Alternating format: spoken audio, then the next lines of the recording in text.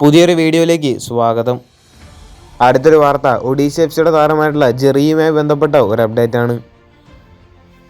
2019 മുതൽ 2025 വരെ ഒഡീഷ എഫ് സിക്ക് വേണ്ടി കളിച്ചിട്ടുള്ള ഒരു താരമാണ് ജെറി. കഴിഞ്ഞ സീസണിലും ഒഡീഷ എഫ് സിക്ക് വേണ്ടി മികച്ച പ്രകടനം കാഴ്ചവെക്കാൻ ജെറിക്ക് സാധിച്ചിട്ടുണ്ട്. കഴിഞ്ഞ സീസണിൽ ഒഡീഷയ്ക്ക് വേണ്ടി 22 മത്സരങ്ങൾ കളിച്ച ജെറി നേടിയിട്ടുള്ളത് 5 ഗോളുകളാണ്. 2 അസിസ്റ്റുകളും താരം നേടിയിട്ടുണ്ട്.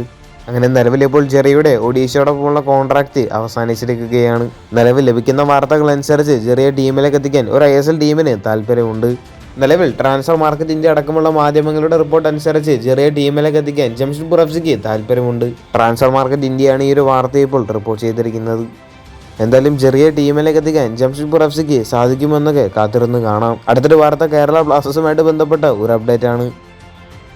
IFT ന്യൂസ് മീഡിയയുടെ റിപ്പോർട്ട് അനുസരിച്ച് കേരള ബ്ലാസ്റ്റേഴ്സ് ഒരു വിദേശ ക്ലബ്ബുമായി ടൈപ്പ് ആവുകയാണ്. അതുമായി ബന്ധപ്പെട്ട ഒരു ഒഫീഷ്യൽ പ്രഖ്യാപനം ഉടൻ തന്നെ ക്ലബിന്റെ ഭാഗത്തുനിന്നും ഉണ്ടാകുമെന്നാണ് IFT ന്യൂസ് മീഡിയ റിപ്പോർട്ട് ചെയ്യുന്നത്. ഒരു വിദേശ ക്ലബ്ബുമായി കേരള ബ്ലാസ്റ്റേഴ്സ് കൈകോർക്കുകയാണെങ്കിൽ അത് ടീമിന് എന്തുകൊണ്ട് ഗുണം ചെയ്യുന്ന കാര്യമായിരിക്കും. പുതിയ പ്ലേയേഴ്സിനെ ഡെവലപ്പ് ചെയ്യുന്ന കാര്യത്തിലും അത് ഗുണം ചെയ്യും.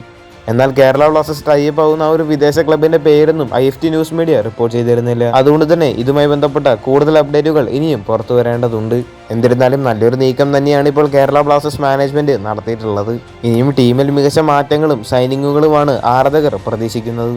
കേരള ബ്ലാസ്റ്റേഴ്സുമായിട്ട് ടൈപ്പ് ആവുന്ന ഒരു വിദേശ ക്ലബ്ബുമായി ബന്ധപ്പെട്ട അപ്ഡേറ്റുകൾ ലഭിക്കുകയാണെങ്കിൽ തീർച്ചയായിട്ടും വീഡിയോ ചെയ്യുന്നതായിരിക്കും. കൂടുതൽ ISLുമായിട്ടും കേരള ബ്ലാസ്റ്റേഴ്സുമായിട്ട് ബന്ധപ്പെട്ട വാർത്തകൾ അറിഞ്ഞായിട്ട് ചാനൽ സബ്സ്ക്രൈബ് ചെയ്യുക. അടുത്തുള്ള ബെല്ലൈക്കൺ ഓൾ ഓപ്ഷൻ ചെയ്യാൻ മറക്കരുത്. അടുത്തൊരു വീഡിയോ ആയിട്ട് നമുക്ക് വീണ്ടും കാണാം.